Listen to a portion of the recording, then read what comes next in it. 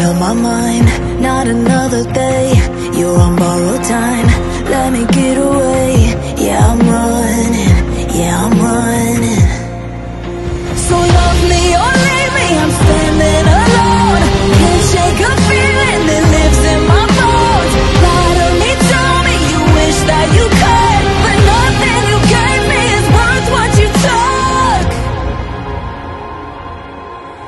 Cause baby, when I'm gone for good.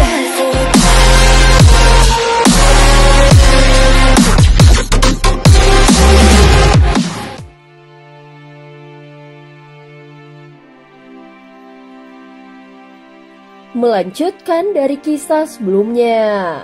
Sebelumnya ketika Ye Beijing tiba-tiba muncul, segera Xiaoyan memintanya pergi karena butuh ruang untuk mengobrol hanya berdua dengan Xiao Yixian. Dan setelah Ye Beijing menghilang, mereka pun melanjutkan percakapan mereka. Xiaoyan, saat ini kau sudah mencapai tingkat apa? Aku benar-benar penasaran. Ucap Xiao Yixian menatap Xiaoyan dan matanya berkilat dengan samar.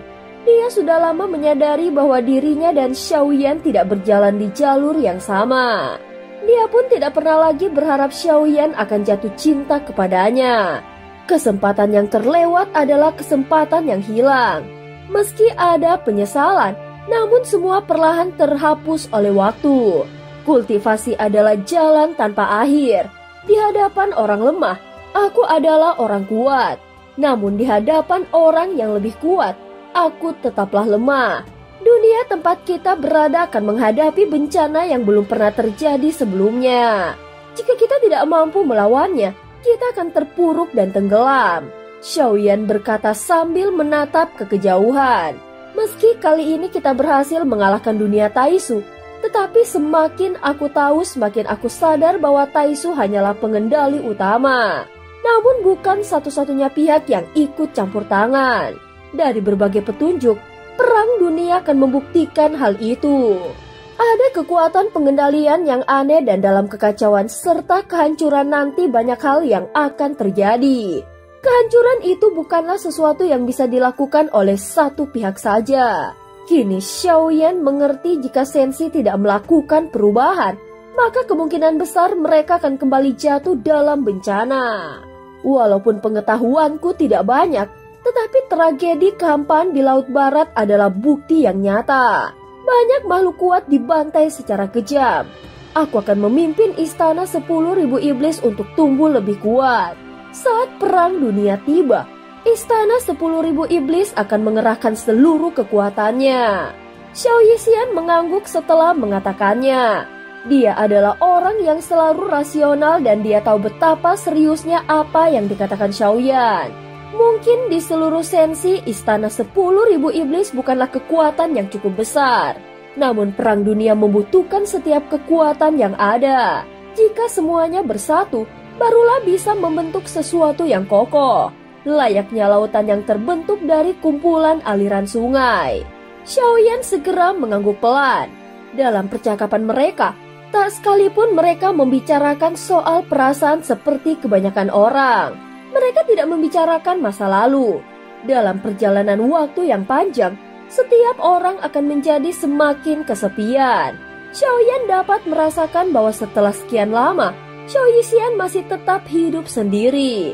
Aura di tubuhnya tidak terikat oleh siapapun, menandakan bahwa dia selalu sendiri.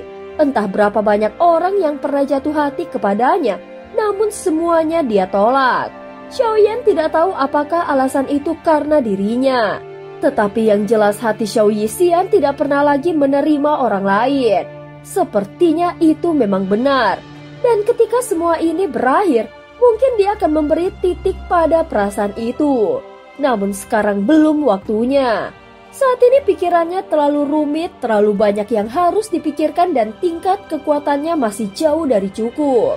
Kekuatan tubuh utamanya belum memadai. Bahkan di wilayah alam dewa kekacauan, Xiaoyan masih tidak berani mengungkapkan identitasnya secara sembarangan.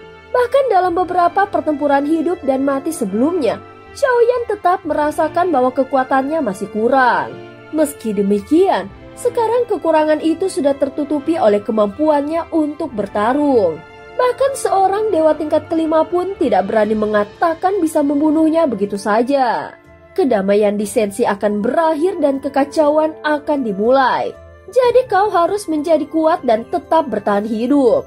Xiaoyan segera berdiri dan kedua tangannya terlipat di belakang menatap bunga-bunga yang bermekaran di dalam gua batu ini. Terlihat tatapannya membawa rasa dingin dan tajam. Xiao Yixian mengangguk setelah mendengarnya. Pembicaraan mereka sudah hampir selesai. Xiaoyan terus memberi arahan pada Xiao Yixian tentang metode untuk menembus batas kultivasinya, sekaligus memastikan agar istana 10.000 iblis kembali ke jalur yang benar dan tidak dikuasai oleh pihak luar. Aku harus pergi. Xiao Yixian, jaga dirimu baik-baik. Xiao Yixian menatap punggung Xiaoyan. Dunia ini luas dan waktu berjalan cepat seperti kilat. Perpisahan ini mungkin hanya akan berlangsung selama 100 tahun, 1000 tahun, atau mungkin untuk selamanya. Masa depan selalu dipenuhi dengan ketidakpastian. Tidak seorang pun tahu bagaimana jalan ke depan akan berkembang. Dalam perang besar nanti, bahkan tidak ada yang bisa menjamin akan tetap hidup. Pada akhirnya Xiao Yixian hanya mengucapkan 2 kata. Xiaoyan mengangguk lalu menurunkan tatapannya yang tajam dan sorot matanya jatuh di wajah lembut Xiao Yixian. Laut yang luas memberi ruang bagi ikan untuk berenang. Langit yang luas memberi ruang bagi burung untuk terbang. Percayalah pada dirimu sendiri. Kita akan bertemu lagi di puncak. Hati Xiao Yixian langsung bergetar hebat. Lalu dia mengangguk dengan tegas. Setelah itu dia berdiri namun matanya memendam rasa haru bercampur kecewa. Seperti seekor burung jatuh cinta pada ikan. Jika pertemuan tidak bisa berakhir dengan cinta, apakah lebih baik hanya berpapasan? Dia tahu pelukan itu bukanlah ilusi. Xiao Yixian langsung mengepalkan tinjunya dengan mata yang berkaca-kaca. Dengan perasaan rumit, Xiaoyan segera bergegas pergi dari kediaman Xiao Yixian. Bisa dikatakan bahwa perjalanan cinta Xiao Yixian sungguh menyedihkan. Dan nasibnya sungguh sangat malang. Nasibmu tidak lebih baik dari diriku. Pada saat yang sama suara yang pernah didengar Xiao Yixian tiba-tiba bergema di telinganya. Hingga sebuah tangan yang kuat merangkulnya dengan erat. Dari pandangan pertamaku setelah selama berbulan-bulan ini bersamanya, aku bisa melihat dia sangat menyukaimu. Hanya saja waktunya belum tepat. Berkultivasilah dengan baik dan suatu saat datanglah ke sisinya. Saat itu barulah kau punya tempat di hatinya. Yang memeluk Xiao Yixian bukanlah Xiaoyan melainkan Ye Beijing. Setelah berkata demikian, dia tersenyum tipis lalu menghilang. Xiao Yixian termenung sesaat. Sorot matanya menyala seakan dia melihat secercah harapan. Apapun yang terjadi nanti, aku harus menjadi lebih kuat. Aku harus melindungi dunia dan lebih dari itu aku harus melindunginya. Setelah Xiaoyan meninggalkan kediaman Xiao Yixian, dia menuju kembali ke istana 10.000 iblis. Di langit, ribuan hingga jutaan makhluk iblis tampak memenuhi pandangan seperti aliran sungai hitam yang tergantung di angkasa. Xiaoyan segera mengangkat tangannya dan bendera penekan jiwa segera muncul. Seketika cahaya berkilau dan awan ungu hitam dilepaskan. Jumlah iblis yang kau miliki masih belum cukup. Kita butuh lebih banyak lagi, ucap Xiaoyan berkata dengan nada yang tegas. Jumlahnya sudah banyak, tetapi jumlah iblis-iblis yang kuat memang masih sedikit. Kekuatannya memang akan berkurang dalam pertempuran. Jadi kita masih butuh lebih banyak yang benar-benar kuat. Setelah menarik nafas panjang, Ye Tian melanjutkan kata-katanya. Aku sudah menaklukkan semua sekte di dalam wilayah ini untuk mengumpulkan mereka. Tetapi kalau mau jumlah yang lebih besar, hanya dengan mengandalkan wilayah ini saja tidak akan cukup. Bagaimana kalau kau membiarkanku pergi ke dunia lain? Aku jamin bisa mengumpulkan beberapa miliar iblis untukmu. Kali ini Ye Tian tampak tidak bercanda. Dia mengatakannya dengan sungguh-sungguh. Xiaoyan menatap Ye Tian dengan tajam. Tentu saja dia tahu apa yang dipikirkan oleh Ye Tian. Tidak, semua iblis ini harus tetap berada di wilayah ini dan tidak boleh dibawa pergi. Jika Ye Tian pergi, Xiaoyan mungkin tidak akan bisa menemukannya lagi apalagi menangkapnya. Begitu mendengar jawaban itu, Ye Tian yang tadinya berupa kabut langsung berubah menjadi sosok manusia. Namun penampilannya membuat Xiaoyan terkejut. Dia menjelma lagi menjadi perempuan berkulit ungu dengan tubuh indah bak penyihir. Sepertinya Ye Tian bisa merubah bentuk wujudnya sesuka hatinya. Kalau begitu aku akan pergi.